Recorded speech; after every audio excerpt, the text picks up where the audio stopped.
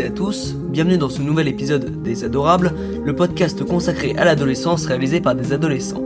Aujourd'hui, Maximilien, Armand, Inès, Yanneli, Blanche, Marius, Esther et moi-même, Rodrigue, avons choisi de nous intéresser à la relation que les jeunes entretiennent avec l'argent.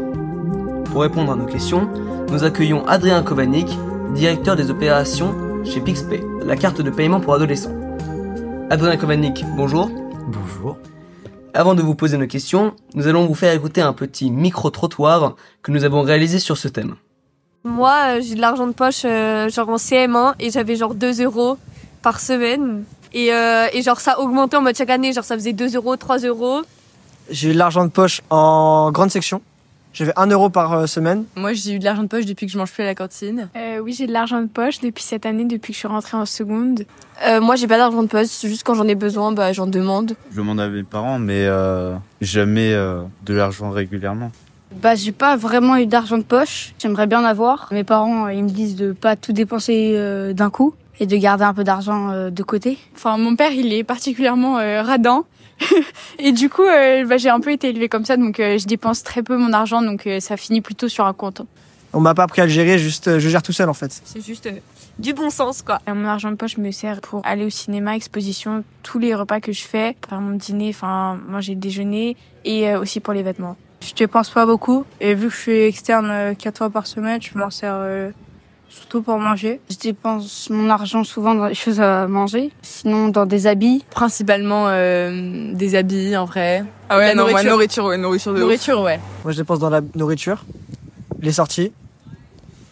On fait des démarches pour essayer de gagner de l'argent, genre je passe mon BAFA et tout. J'ai déjà travaillé dans un petit club de voile en étant monitrice. Moi, je fais de l'animation, j'ai le BAFA et tout, et du coup, l'été, j'anime. Et sinon, j'ai fait un babysitting, mais ils m'ont pas rappelé. Moi j'ai fait du babysitting et j'ai travaillé dans un café, le café de ma tante, j'ai fait de la compta. Ça m'est arrivé de nettoyer les voitures de ma grand-mère et de gagner de l'argent.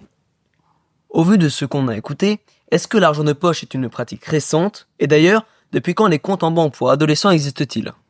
Alors, avant, donc dans le passé, historiquement, les parents laissaient les petites pièces traîner et ils les donnaient aux enfants, en fait. La notion d'argent de poche en tant que telle, elle a plutôt émergé après la Deuxième Guerre mondiale et elle s'est un peu plus démocratisée dans les années 80.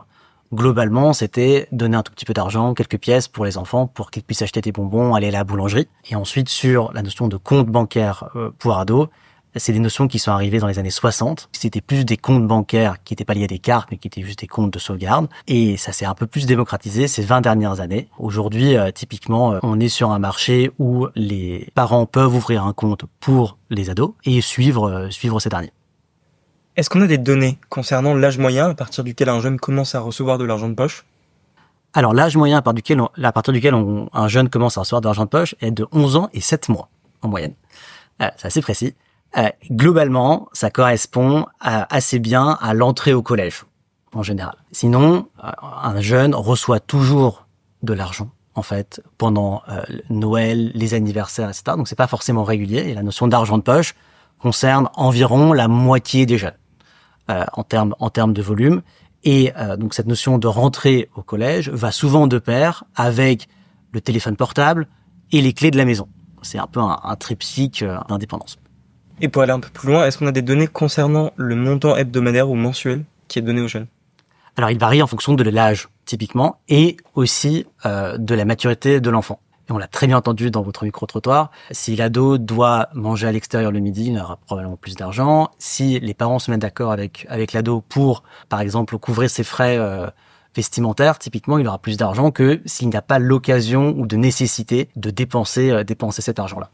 Donc on est globalement, on commence aux environs des 10-20 € par mois pour finir vers les 40, 50, 60 € vers les 18 ans. Est-ce que donner de l'argent liquide à un jeune ou lui virer cette même somme sur un compte revient au même ? Et est-ce qu'on dépense différemment son argent s'il est liquide ou dématérialisé ?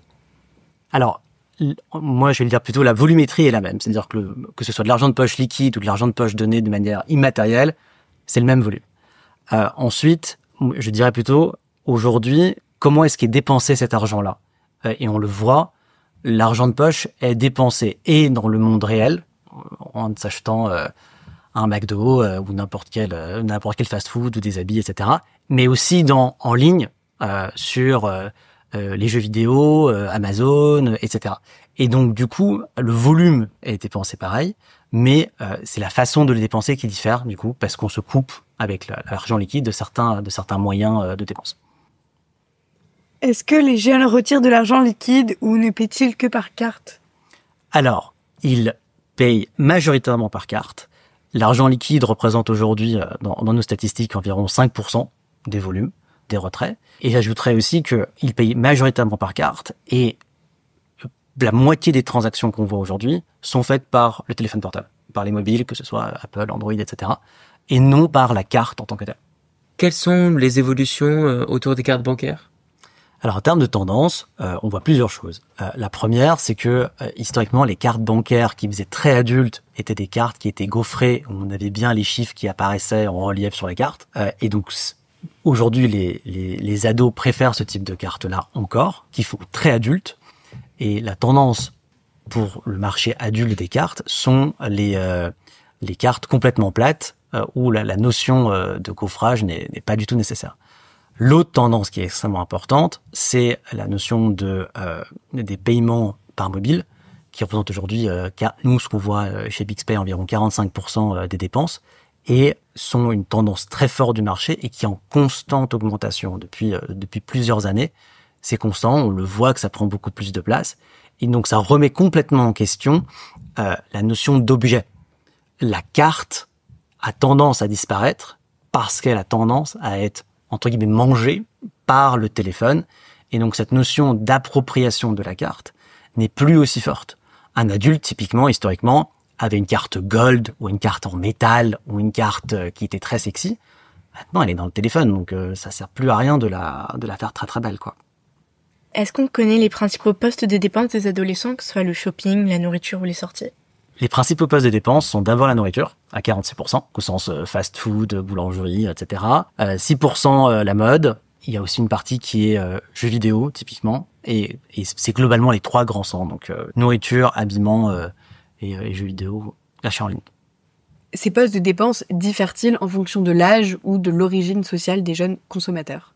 Ils se différencient résolument en fonction de l'âge, parce que les habitudes de consommation sont vraiment différentes en fonction de si on a 10 ans, si on en a 18. Nous, ce qu'on voit, c'est qu'à partir d'environ 14 ans, tout ce qui est fast-food et nourriture de groupe, en fait, explose, quelle que soit la catégorie socio-professionnelle des parents. Et de l'autre côté, par contre, on voit une différenciation qui a lieu entre filles et garçons sur la consommation, à dire secondaire. C'est-à-dire, les garçons sont plus voués à acheter tout ce qui est jeux vidéo, versus les filles qui vont plus être focalisées sur tout ce qui est la mode, l'habillement, etc. Et quelle est la part de consommation en ligne dans les dépenses des jeunes ? Environ 20%. À partir de quel âge en moyenne les jeunes obtiennent-ils leur première carte de paiement? Ils obtiennent leur première carte de paiement aux alentours des 13 ans aujourd'hui.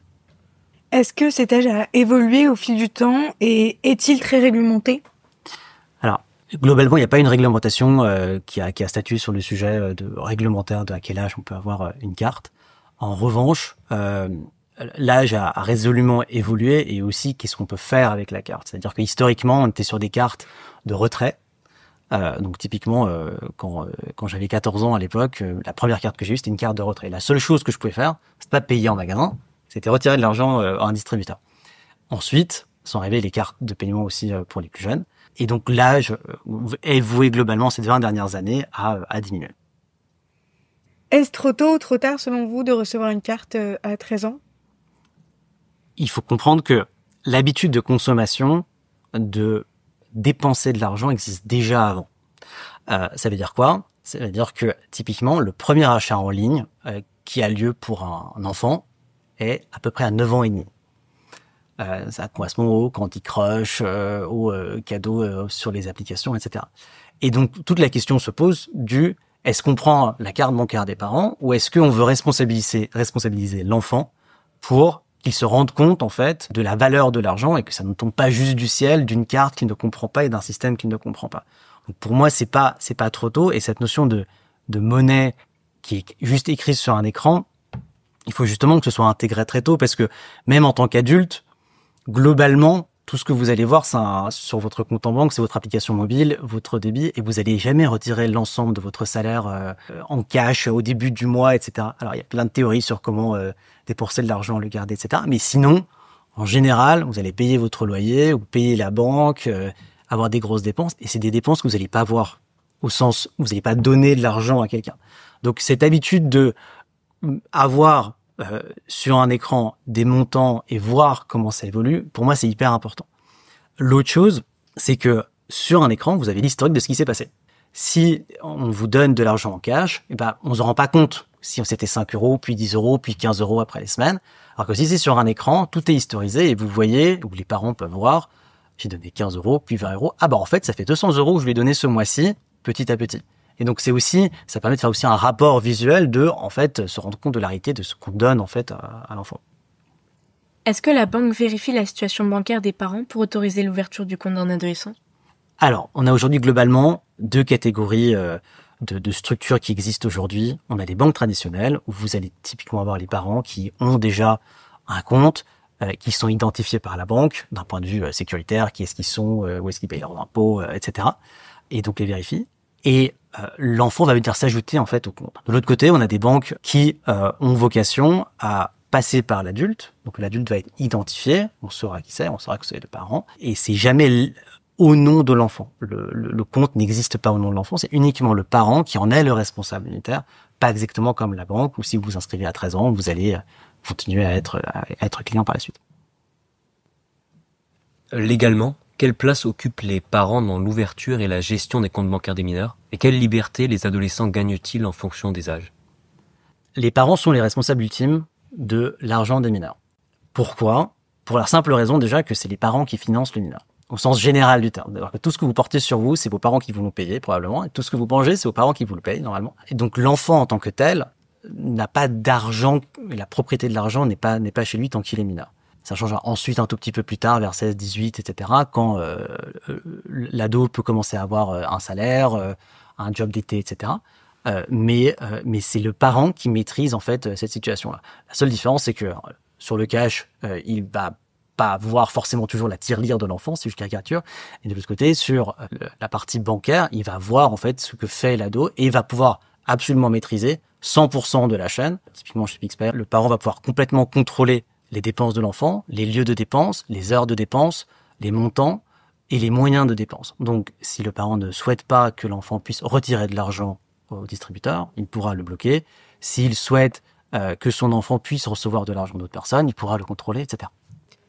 Est-ce que c'est pas un peu risqué de proposer à des adolescents d'avoir leur propre compte bancaire alors qu'ils n'ont jamais appris à gérer leur budget? Et y a-t-il des moyens fiables d'apprendre à le faire? Alors, c'est pas leur propre compte bancaire, justement, c'est tout le point. C'est le compte bancaire des parents et il y a une petite partie qui est à destination de l'enfant en termes de maîtrise. La partie éducative, justement, c'est d'avoir 2 interfaces, l'interface parent et l'interface enfant, mais qui est la même application, pour justement contrôler et voir ce qui se passe en termes de dépenses pour l'enfant. Et donc, ça ne pose aucun problème parce que l'enfant va pouvoir avoir une certaine liberté, et cette liberté est complètement définie par le parent et normalement doit être définie dans l'entente avec l'enfant. Les adolescents sont-ils tout particulièrement ciblés par les arnaques et sont-ils plus susceptibles d'en être victimes?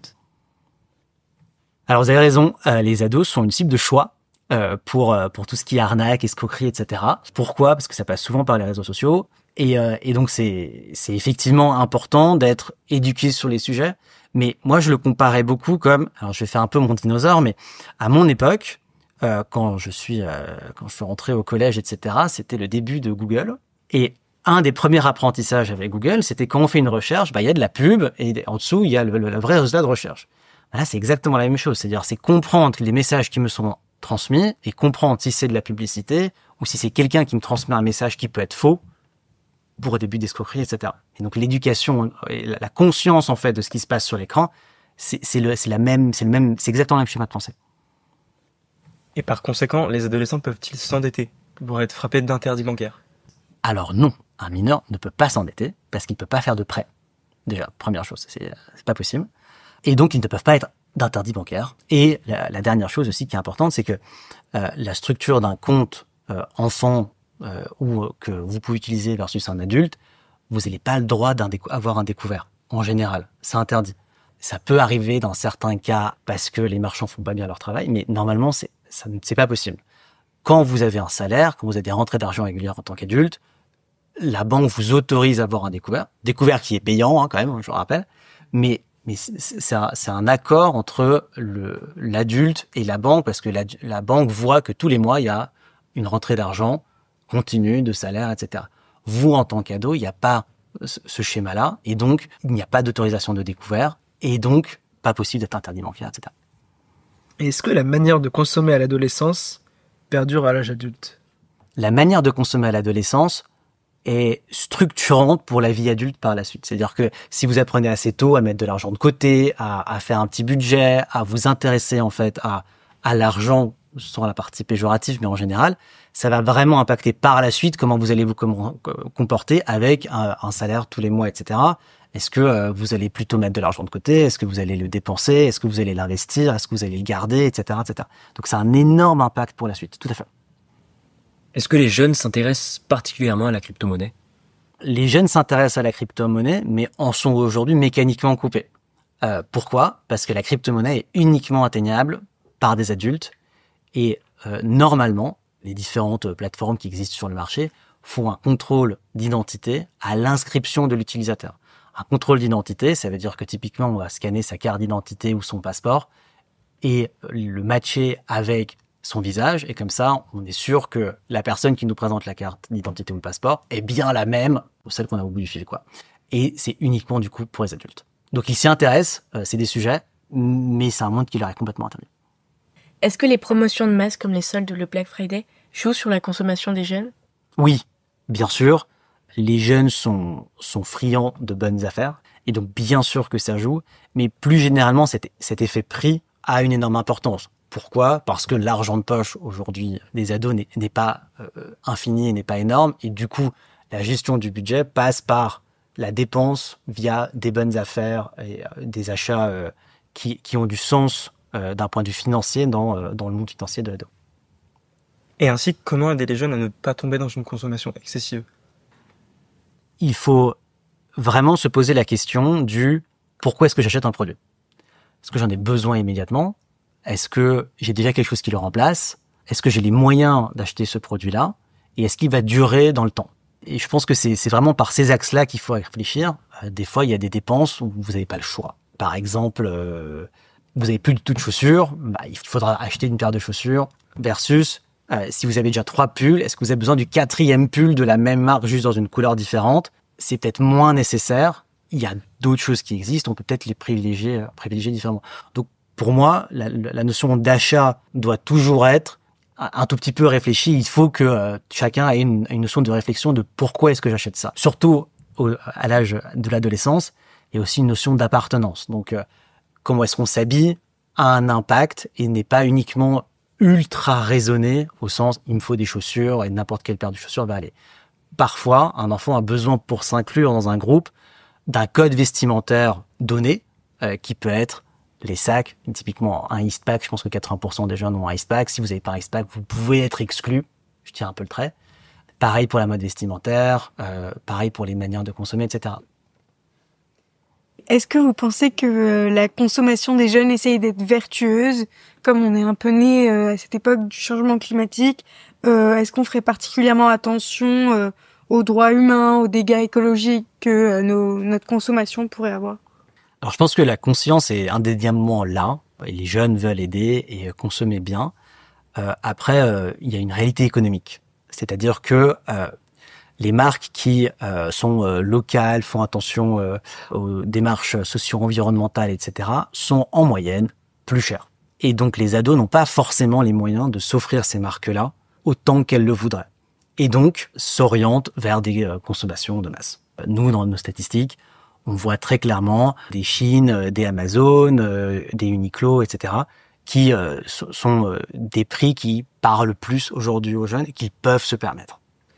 Et alors, avant de clore cette émission, quels conseils auriez-vous envie de donner aux ados et aux parents qui nous écoutent? Il y en a plusieurs. Le premier, c'est donner de l'argent de poche entraîne mécaniquement un apprentissage.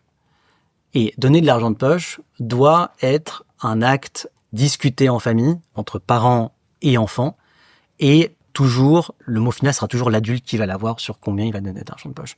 Mais à combien d'argent de poche on donne doit normalement être quelque chose qui est révisé assez régulièrement. Est-ce que c'est tous les 6 mois? Est-ce que à chaque rentrée, etc. Et on doit aussi discuter avec l'enfant de pourquoi est-ce qu'il a besoin de cet argent de poche. Est-ce que c'est pour sortir avec les amis? Est-ce que c'est pour déjeuner le midi? Donc, extrêmement utilitaire.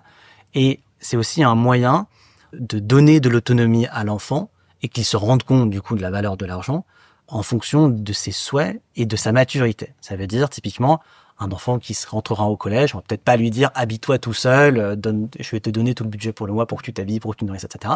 Mais petit à petit, peut-être qu'on va commencer avec les déjeuners, 1 2 par semaine, puis toute la semaine, et peut-être qu'à un moment il va payer son propre pass imaginaire ou Navigo, puis il va peut-être payer son propre abonnement téléphonique, puis il va peut-être payer son habillement, etc. Et comme ça, il peut se rendre compte et gérer du coup son budget avec toujours le contrôle du parent, mais avec plus d'autonomie tout au long de l'année. Bien sûr, ça peut être révisé, il peut y avoir des exceptions, etc. Mais en général, la notion de communication dans les familles sur l'argent est extrêmement importante et la notion d'autonomie se fait vraiment au cas par cas et il n'y a pas de règle générale. C'est pas parce que vous avez 13 ans que vous avez le bon âge pour consommer d'une certaine manière. Ça vient avec la notion très personnelle, très unitaire de l'ado, de comment est-ce qu'il est autonome sur les différents sujets, comment est-ce qu'il comprend les différents moyens financiers, et ça peut être 13 ans, 14 ans, 15 ans, etc. C'est vraiment à la discrétion de chaque parent et de la maturité de chaque enfant que le choix s'établit. Merci beaucoup Adrien Kovanik d'avoir répondu à toutes nos questions, qui, nous l'espérons, auront été utiles à tous les adolescents et parents qui nous écoutent. Merci également à Marius, Inès, Maximilien, Yaneli, Blanche, Armand et Esther pour leur présence, et à Nathalie Anton qui nous a aidé à construire ce projet. Nous attendons vos retours sur le site de l'école alsacienne qui produit l'émission ou sur Instagram. Nous vous retrouverons bientôt pour une prochaine émission. À bientôt. À bientôt.